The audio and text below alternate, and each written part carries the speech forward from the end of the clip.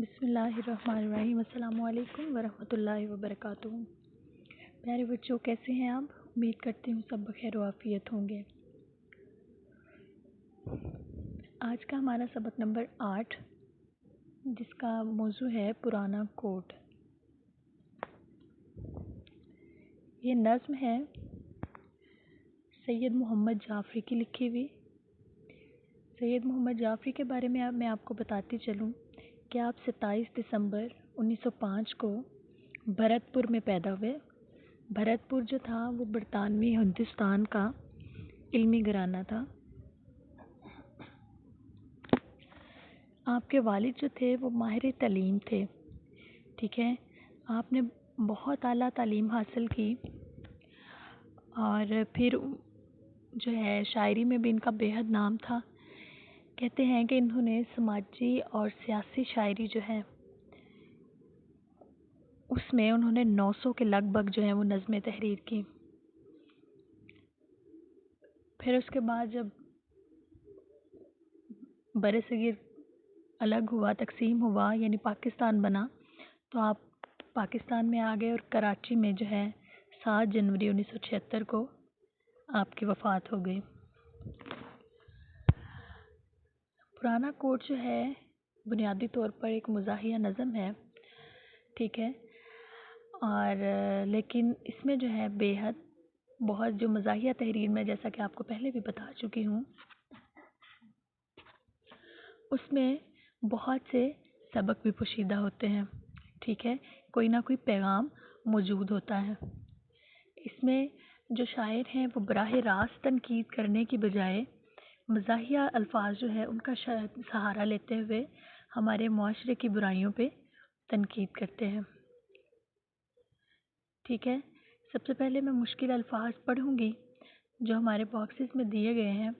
پہلا لفظ ہے غنیمت، اگلا لفظ ہے خستہ، اس سے اگلا لفظ ہے قلیل، اس کے بعد ہے جامع، اگلا لفظ ہے وضع، نیلام، عبرت، رنگت، چکنائی، جاڑا۔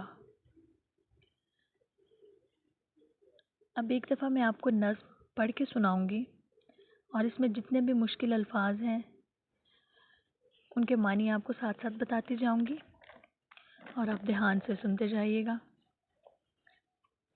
پہلا شعر ہے: خریدا جاڑوں میں نیلام سے پرانا کوٹ، جو پھٹ کے چل نہ سکے یہ نہیں ہے ایسا نوٹ۔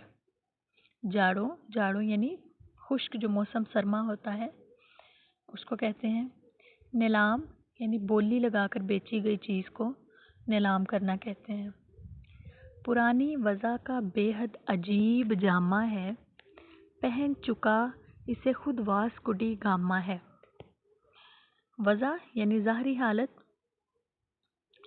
جامہ یعنی لباس، پہن چکا اسے خود واسکوڈی گاما ہے۔ واسکوڈی گاما جو ہے وہ بنیادی طور پر پرتگالی تھا، پرتگال میں بڑا ہوا، ٹھیک ہے۔ پھر اس نے سمندروں کا سفر کرنا شروع کیا۔ وہ پہلا یورپین ہے جو سمندروں کے راستے سے انڈیا پہنچا، یعنی کہ سمندروں کے راستے سے اس نے انڈیا دریافت کیا۔ اس کے بعد بہت سے لوگوں نے پہنچنے کی کوشش کی لیکن وہ راستے میں ہی کہیں گم ہو گئے، ٹھیک ہے۔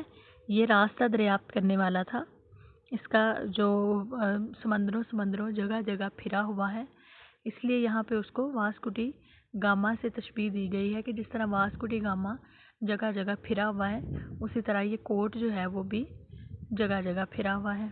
نہ دیکھ کوہنیوں پر اس کی خستہ سامانی، ٹھیک ہے، خستہ یعنی پرانا،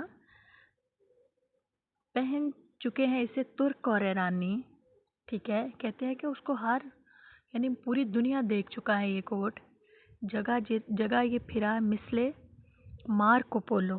اب مارکو پولو کون تھا؟ مارکو پولو ہے ایک سیاح، ٹھیک ہے، سیر و سیاحت کرنے والا۔ یہ 16ویں صدی میں اس نے یورپ سے ایشیا تک کا سفر کیا، ٹھیک ہے۔ اس کے بعد یہ اٹلی بھی گیا، وینس بھی گیا، اور پھر اس نے جب پوری دنیا کا سفر کر لیا پھر جو ہے یہ چائنا چلا گیا اور وہیں پہ اس نے مستقل رہائش اختیار کر لی۔ پھر یہ بھی ایک سیاح ہے، جگہ جگہ یہ پھرا مثل مارکو پولو، یعنی کہ سیاح کی طرح اس نے جگہ جگہ کی سیر کی ہوئی ہے۔ یہ کوٹوں کا لیڈر ہے، اس کی جے بولو یعنی زندہ باد بولو۔ بڑا بزرگ ہے یہ گو، قلیل قیمت ہے، قلیل یعنی بہت کم قیمت، میاں بزرگوں کا سایہ بڑی غنیمت ہے، غنیمت یعنی کافی ہونا۔ جو قدردان ہیں وہ جانتے ہیں قیمت کو، کہ آفتاب چرا لے گیا ہے رنگت کو، آفتاب یعنی سورج، اور قدردان جو ہے وہ قدر کرنے والے۔ جگہ جگہ جو یہ دبے اور چکنائی، جگہ جگہ جو یہ دبے ہیں اور چکنائی، پہن چکا ہے کبھی اس کو کوئی حلوائی۔ گزشتہ صدیوں کی تاریخ کا ورق ہے یہ کوٹ، گزشتہ صدیوں کی تاریخ کا ورق ہے یہ کوٹ، خریدو اس کو کہ یہ عبرت کا ایک سبق ہے، سبق ہے یہ کوٹ، عبرت یعنی نصیحت۔ ٹھیک ہے، اب آپ نے اس کی ریڈنگ کر لی بہت اچھے سے، مشکل الفاظ کے میں نے آپ کو معنی بتا دیے۔ اب اگلے لیکچر میں ہم اس سبق کی تشریح کریں گے۔ اپنا بہت سا خیال رکھیے گا۔ اللہ حافظ۔